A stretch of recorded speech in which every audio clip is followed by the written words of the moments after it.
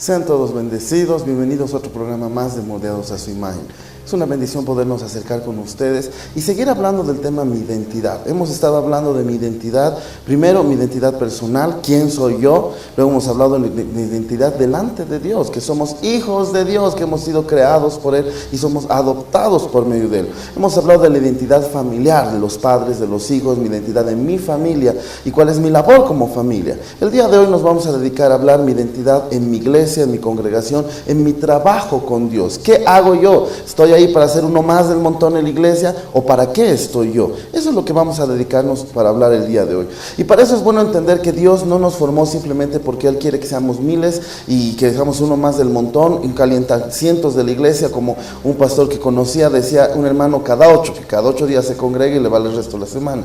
No somos hermanitos de vez en cuando, no somos hermanitos que algún día se me ocurre estar en el Señor y otro día no. Dios nos ha creado con un propósito, con un llamado. Dios nos ha creado y nos ha llenado de herramientas y de trabajos para poder hacer su voluntad. Y el entender este tema del día de hoy es entender cuál es mi trabajo y mi función como iglesia, cuál es mi trabajo y mi función como parte del cuerpo de Cristo, como miembro. Y para eso vamos a ver algunos versos para poder entender un poquito más a fondo lo que estamos haciendo. Y nos vamos a ir al primer verso, por favor, de Mateo capítulo 28, versos 18 al 20.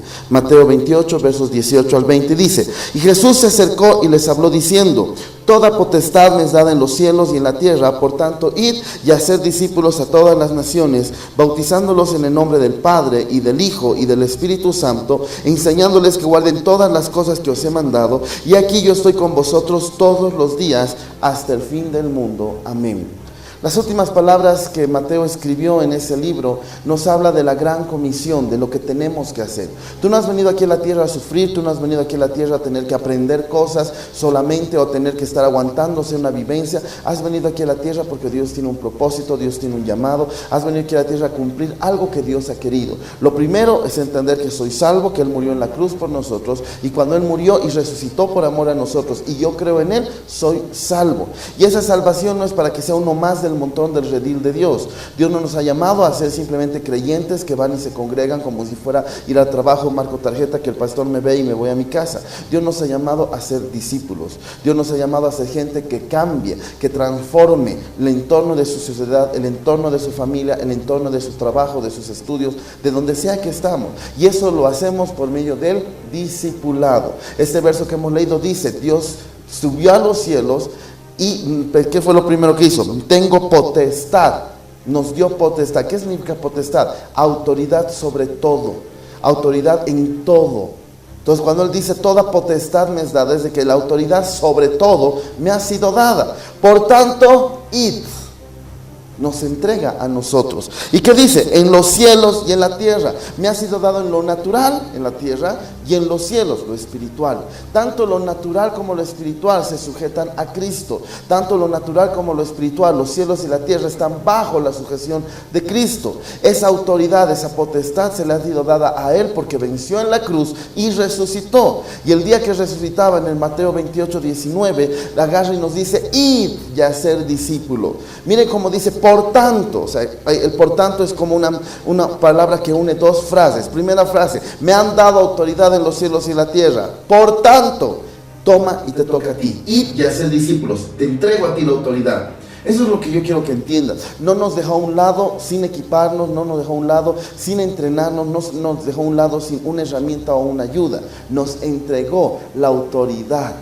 Esa autoridad que llena los cielos y la tierra, esa potestad que nos hace poder unir cielos y tierra, sacudir cielos y tierra, nos las entregó cuando dijo: por tanto, id. Ya no dice por tanto espera que vengan. Y ese es el problema.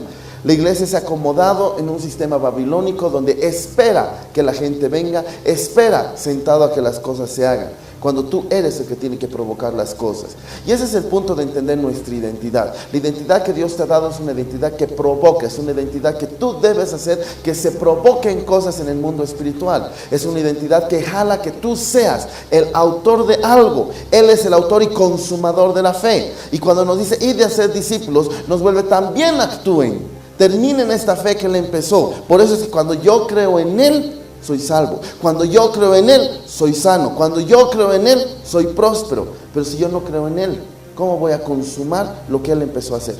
¿Cómo voy a meterme en lo que Él completó? Eso es lo que te estamos diciendo. Entonces aquí no has venido a sufrir, ni a pasar pruebas, ni a estar rogando y ni cuidando que es mi salvación la voy a perder. Mi salvación. No pierdes la salvación, es un regalo de Dios. Cristo murió en la cruz para pagar el precio del pecado. Y no es uno de esos que pagan a medias, que pagan cuotitas. Cuando nosotros tenemos deuda, ¿qué hacemos al banco? Pagamos a cuotas.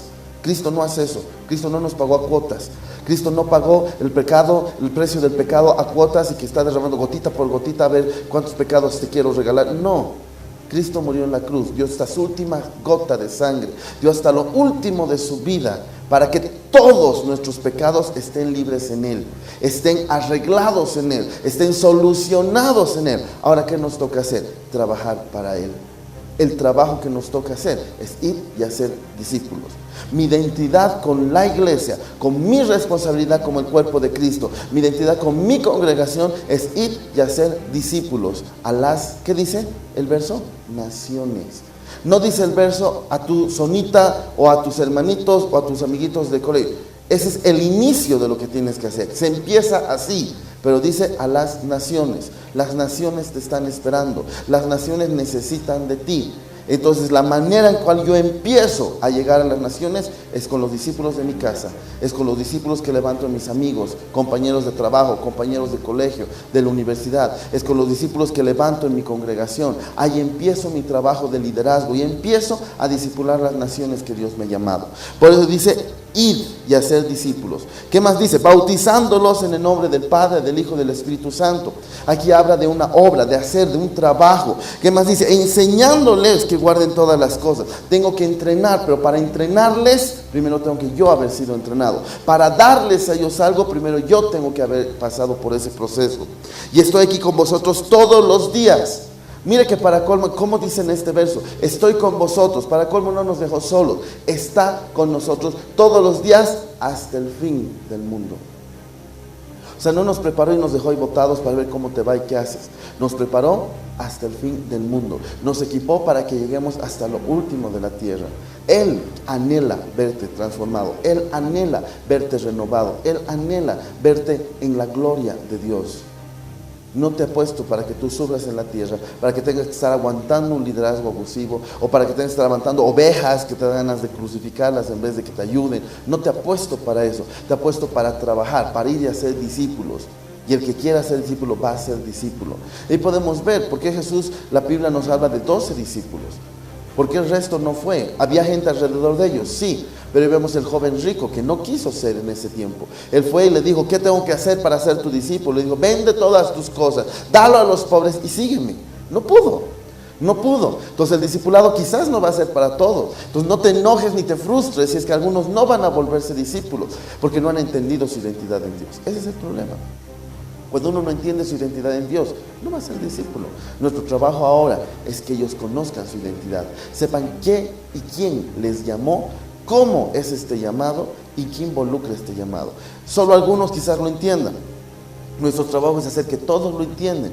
Pero no te frustres si es que algunos no lo entienden, porque por ahí no es su tiempo, por ahí no es su momento, por ahí no está siendo un discípulo porque todavía no conoce su identidad, todavía tiene heridas o algo en el pasado que no le deje ir adelante. Entonces espera, pronto Dios lo va a hacer porque Dios es fiel en completar la obra. Y mira qué lindo es eso, por ahí tú pones tu empeño, todo para ser discípulo. Yo soy el líder, el pastor de la iglesia, soy el encargado de este grupo de jóvenes y pongo todo de mí para poder levantar este grupo y no veo ayuda. Dios es fiel en completar la obra. La que Él empezó, Él es fiel en completar. Así que no te afanes.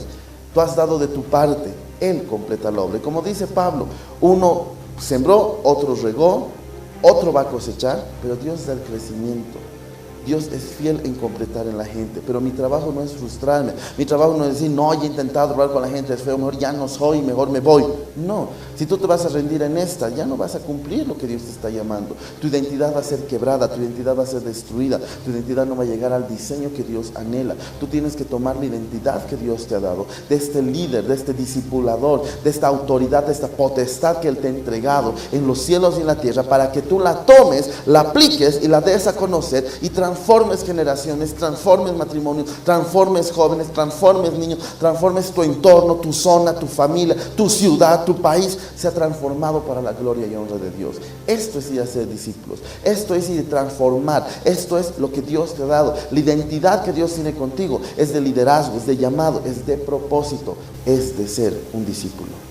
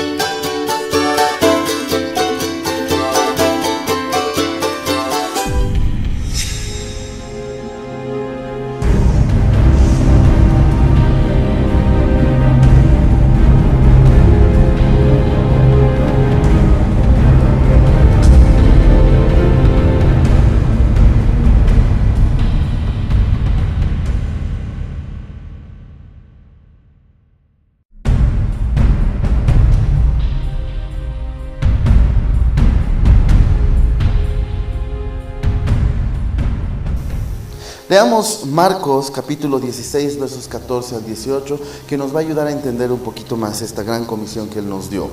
Finalmente se apareció a los 11 mismos, estando ellos sentados a la mesa, y les reprochó su incredulidad y dureza de corazón, porque no habían creído a los que le habían visto resucitado. Y les dijo: id por todo el mundo y predicad el evangelio a toda criatura. El que creyere y fuere bautizado será salvo, mas el que no creyere será condenado. Y estas señales seguirán a los que le creen: en mi nombre echarán fuera demonios, hablarán nuevas lenguas, tomarán en las manos serpientes, y si bebieren cosa mortífera no les hará daño. Sobre los enfermos pondrán sus manos y sanarán. Miren cómo Dios tiene que actuar. Mucha gente actúa como esto, y el primer verso que hemos leído de Marcos capítulo 16 verso 14, el verso 14 es importante de entender cómo un líder, un discipulador va a tener que actuar a veces con la gente, y esa es la identidad que hemos tenido. Cuando hemos hablado de la identidad, que hemos tenido una identidad caída, una identidad torcida por la culpa del pecado y de la caída de Adán y Eva. Nuestra identidad estaba caída y en lo incorrecto. Ahora tenemos que entrar a una identidad correcta en Dios. ¿Cuál es esta identidad? Discipulador. La gente viene con una identidad. ¿Cuál es esta identidad errónea que viene? Y les reprochó su incredulidad y dureza de corazón, porque no habían creído a lo que habían visto resucitado. Miren cómo Jesús tiene que retarles, tiene que reñirles, llamarles la atención por ser incrédulos y duros de corazón. La gente con la mentalidad caída, con una identidad caída, es incrédula y dura de corazón. La primera señal que tú vas a tener de que tu identidad está correcta en Dios, que tu identidad está en el camino de Dios, tanto personal como familiar, como hijo de Dios, como congregacional, es que tu corazón es blando y tú crees. Cuando todavía hay incredulidad en algunas áreas de tu vida, cuando ves que tu corazón está duro, o de alguna persona, todavía no tiene su identidad clara. Entonces no te enojes con el discípulo que no cree. Dale una identidad, ese es el punto.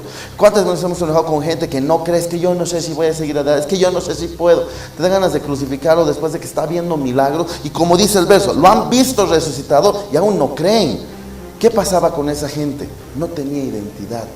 Su identidad estaba torcida, aún su identidad estaba caída. Entonces, ¿qué tengo que hacer? Cambia su identidad, moldea su identidad. Por eso me gusta mucho el nombre de este programa, moldeados a su imagen. Porque cuando yo empiezo a moldearles su identidad, hacerles notar quiénes son verdaderamente en Cristo, inmediatamente van a creer, inmediatamente su corazón no va a ser duro y van a trabajar como discípulos y discipuladores que Dios nos ha mandado a hacer. En cambio, si tú sigues golpeando una piedra y te intentas golpear una piedra que entienda esto y lo obligas, como que es lo que pasa en varias iglesias. Ya, el pastor no da identidad a la gente, solo da órdenes. No quiero criticar a un pastor, no estoy hablándole a uno directamente. Si tú te sientes aludido, coincidencia, ya no me voy a meter. Ya, pero yo quiero que entiendas, amado pastor, no puedes agarrar y obligar a la gente y decir, haces y no haces y pones y si no te vas a la iglesia. No, la iglesia no es nuestra, es del Dios. Ellos no son nuestras ovejas. El pastor es Jesús. Yo solo soy el líder, solo soy el discipulador, el medio por el cual su pastor llega a las ovejas. Eso quiero que entiendas. Y tenemos que entender en este punto de vista que nosotros, nuestro trabajo es darles la identidad que Dios nos ha mostrado para ellos. Darles la identidad que la palabra nos dice que son. Me gusta una frase de uno de los cursos que nosotros damos en Imanes de Dios, en el curso de fe, que dice: yo soy lo que la palabra dice que soy. Yo tengo lo que la palabra dice que tengo. Y yo vivo lo que la palabra dice que viva. La gran pregunta es, ¿sabes la palabra? Entonces, si no sabes la palabra, ¿cómo sabes qué eres, qué tienes y qué vives? Pero si sabes la palabra, sabes quién eres, sabes qué tienes y sabes cómo deberías vivir. Ese es el punto. Lastimosamente la gente tiene su identidad torcida, su identidad destruida, su identidad quebrada. Y al tener la identidad quebrada, no va más allá de lo que Dios le pide. No va más allá de lo que debería hacer. Es más, endurece su corazón, hay incredulidad y no va a querer trabajar. Va a ser una piedra de tropiezo en tu iglesia. Entonces, aquí no es botarlos, ni agarrarles a gritos, ni decir no. Agarra a los que ya están con corazón blando, trabajando en el Señor, trabaja con un lado con ellos. Y con los que no están creyendo, con los que tienen corazón duro, con los que cuesta meterse, ponles y date el trabajo, querido líder, querido pastor, date el trabajo de darles una identidad. Porque el día que ellos reciban su identidad, ese día van a poder transformar vida. Ese día su corazón se va a volver un discípulo verdadero. Ese día su mentalidad va a cambiar y van a entrar y van a correr en el río de Dios, en el mover del Espíritu Santo, en lo que Dios les ha mandado a hacer. Pero si no tienen identidad, si no creen quiénes son, ¿cómo van a creer el trabajo que tienen que hacer? Ese es el punto. La identidad en Dios les ayuda a decir quién soy yo, para mañana saber qué debo hacer yo. Pero no le puedo obligar a la gente que haga algo si no sabe quién es. Si todavía se sigue creyendo que es un fracasado, que es un enfermo, que es un idólatra, que es un pecador, ¿qué obra voy a esperar de él? Nada, pecado. Pero si él ya cree que es hijo de Dios, él ya cree que es perdonado, él ya cree que es cabeza y no cola, él ya cree que todo lo puede en Cristo, él tiene su identidad clara, que es un árbol plantado junto a corrientes de agua, que su hoja no cae, da fruto a su tiempo y todo lo que haga prosperará. Con esa mentalidad va a empezar a hacer discípulos, va a empezar a transformar gente, va a empezar a hacer la obra conforme a lo que Dios quiere. Ese es el punto, ese es el llamado, ese es nuestro trabajo ahora. Tenemos que darle esa identidad. ¿Qué dice el verso? Y les dijo, id por todo el mundo. Mira, no dice, espera que el mundo venga. Id por todo el mundo y predicad el evangelio. ¿A quién? A toda criatura. Toda criatura. Tengo una discípula que me hacía reír mucho. Cuando abrió su celular, yo estoy en un sistema celular, me gusta mucho ese modelo, el modelo de Jesús en nuestra iglesia manejamos. Y el día que ella abrió su célula con su codiscípula, no fue gente, les fallaron. Entonces pusieron sus peluches y a su perro, y a ellos les predicaron. Su primera célula ha dicho, no nos vamos a quedar calladas, no vamos a frustrarnos porque hoy no vino nadie, porque pasa eso, a veces viene, a veces no viene. Y la primera pusieron peluches, pusieron al perro y predicaron. A toda criatura le predicaron. Ahora tiene un montón de discípulos, tiene células debajo de ella, porque ha tenido fe, ha creído y Dios la ha respaldado. A las dos las ha respaldado. El punto es este, tienes que predicar a toda criatura. Aquí no estás, no, es que no sé, medio incrédulo parece, no, medio rarito ese señor, mejor no le predico. No, dice toda criatura, toda cosa que parece que viva, sea vivo o muerto. Al muerto obviamente no es criatura, pero a los vivos, háblales. Predícales, háblales de Dios, a toda criatura, persona, toda criatura de Dios, háblales, que la presencia de Dios te acompañe, porque va a traerte un fruto. Y es lo hermoso, cuando tú vas y predicas, Dios te va a respaldar, Dios nunca te va a dejar ahí suelto, Dios nunca va a dejar su palabra vacía. ¿Qué dice la palabra? Que la misma palabra vuelve y vuelve con fuerza, vuelve con fuego, vuelve con algo. Entonces tú solamente tienes que lanzar la palabra y la palabra no va a volver vacía, va a volver aumentada, va a volver con cosas, va a volver corregida. La palabra siempre va a estar para tu respaldo, porque cuando tú te paras en la roca que es Cristo, la palabra inmediatamente se vuelve un muro y un antemuro que te apoya, que te respalda, que te empuja y no te vas a quedar solo.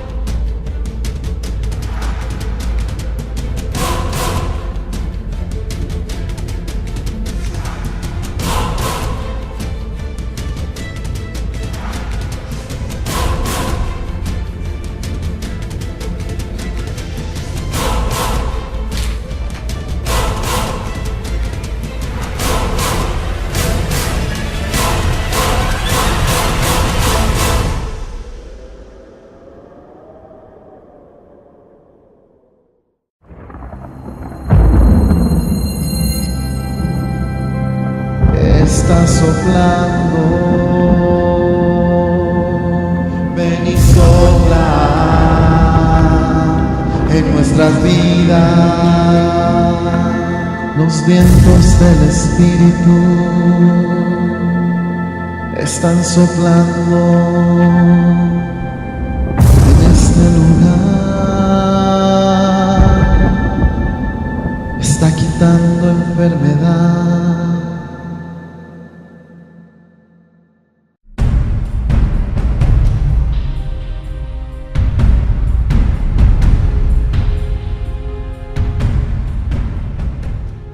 Cuando tú vas al mundo y predicas, Dios te respalda.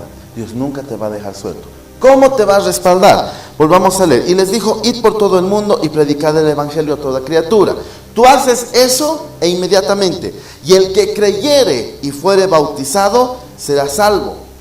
Va a haber una respuesta. Si tú lanzas la prédica, el que creyere será salvo. Mas el que no creyere será condenado. Y mira el respaldo de Dios tan fuerte y tan poderosa. Y estas señales seguirán a los que creen. Si tú crees en id, y tú crees en id y predicar a toda criatura, prepárate, hay señales. No te vas a quedar solo. Hay señales que te van a seguir. ¿Cuáles son las señales? En mi nombre echarán fuera demonios.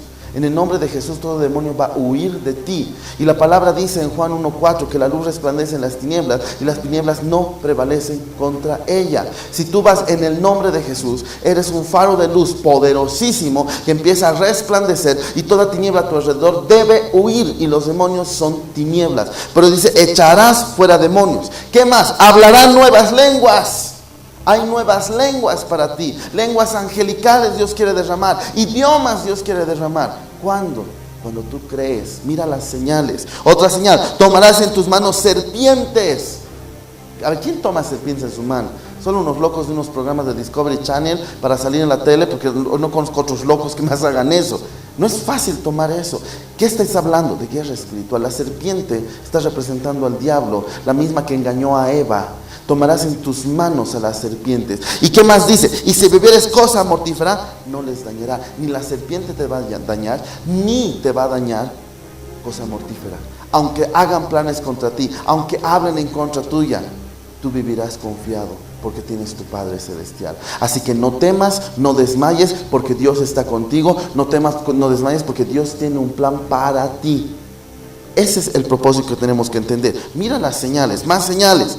Sobre los enfermos pondrán manos y sanarán. Si tú crees. Hay gente que dice, ¿tendré don de sanidad? Vamos al hospital y veremos, pues. Ay, no, por ahí no tengo, va a ser hermano. No vamos a saber hasta que no eres por el enfermo. Mientras no estés en el hospital delante del enfermo y poniendo manos, no ves, no se sanó. Ah, no tenías. Qué macana. Orar de nuevo. Punto. No te vas a condenar y decir, no se sanó el enfermo. No te condenes, no te pongas mal, ve y hazlo. ¿Sabes qué es lo hermoso de Dios? Dios va a respaldarte. Yo predicaba esto y yo nunca iba al hospital. Les decía a mis discípulos en mi anterior iglesia, les decía, hay que hacer y poner manos y sanen enfermos, métase. Hasta que uno me dijo, porque me agarró pues, por la tangente, ¿y vos cuándo? Porque el ejemplo lo tiene que dar primero el líder.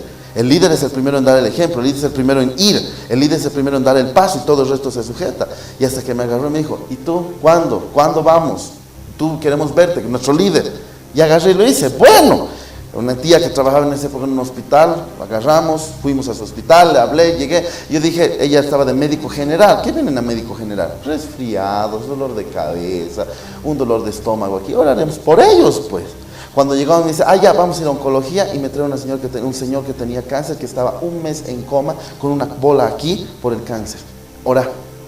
Todos mis discípulos me miraban como que, creemos en ti. Yo, no crean en Dios, porque ni yo creo en mí.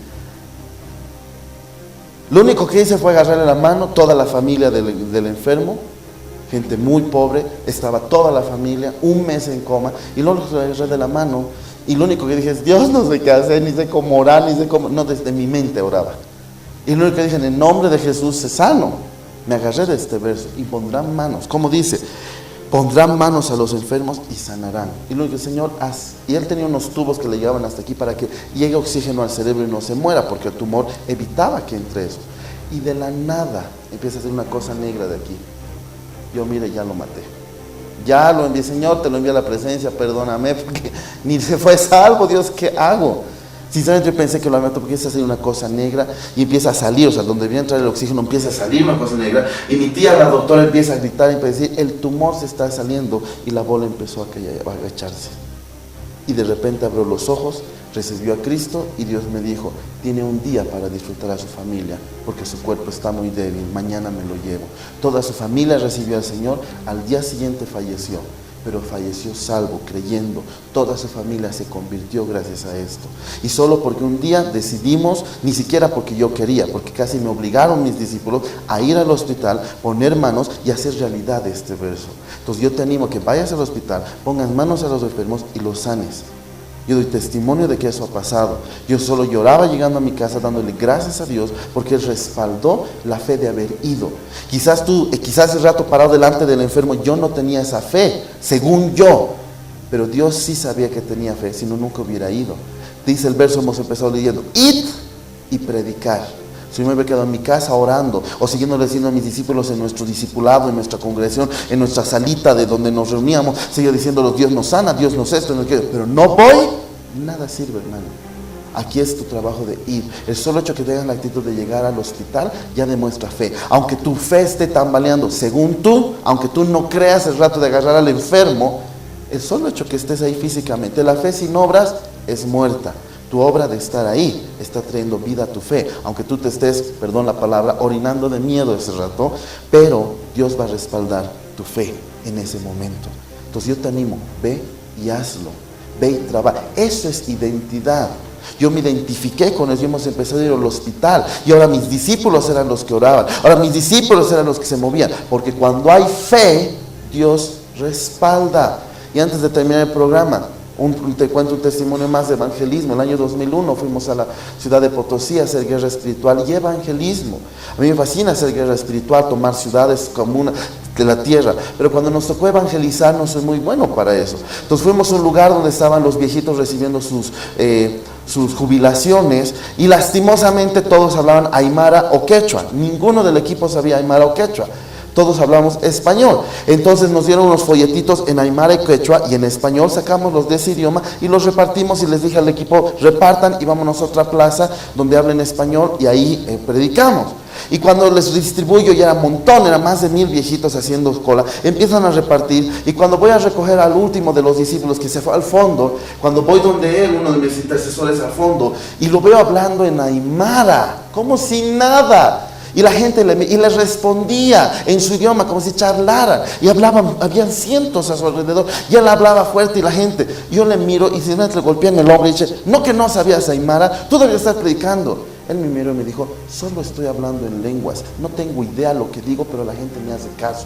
y seguía hablando en lenguas y seguía hablando en lenguas, y la gente se convirtió. No sé cómo la gente estaba llorando en el piso, llenas del Espíritu, viejitos botados en el piso, llenos del Espíritu, y él solo hacía, nosotros solo recibimos a la gente. Hasta el día de hoy, que lo volví a ver hace unos días, no pudo volver a hablar en el idioma. Mira cómo es la fe. Ahora le decía, ¿has vuelto a ir con alguien en la marquecha? No, no me animo, tengo miedo. Si tú no vas y predicas, ¿cómo Dios no te va a respaldar? Dice, hablarán nuevas lenguas. Él habló nuevas lenguas. Dios les respaldó con una señal cuando fue y predicó. Esa es la identidad que tengo, no de encerrado en mi oficina, en mi congregación, sino de ir y ahí transformar, ir y ahí predicar. Amén. Vamos a quedarnos aquí, tengo mucho más que hablar del tema de esta parte de mi identidad al predicar, pero vamos a estar metidos en las cosas de Dios. Te invito a que no nos pierdas de vista, que nos puedas escribir a todos los que está apareciendo aquí abajo. Por favor, estamos sobre el tiempo. Que Dios te bendiga. Te vemos en el siguiente programa para seguir hablando de moldeados a su imagen. Bendiciones.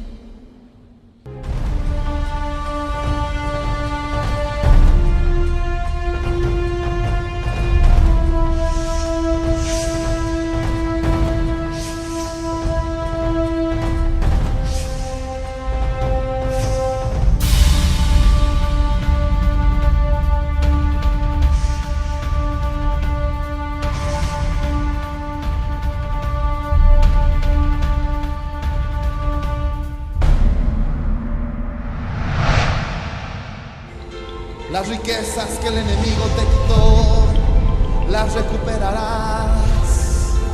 Al Cordero ven y adora. Está reinando en el trono. Hoy declaramos, eres rey.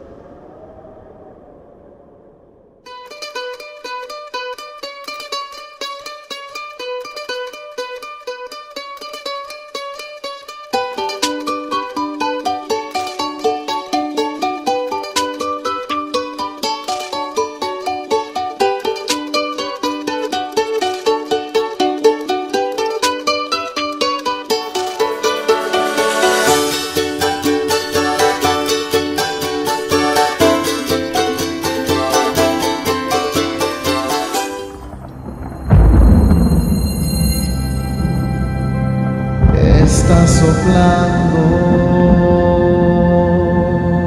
ven y sopla en nuestras vidas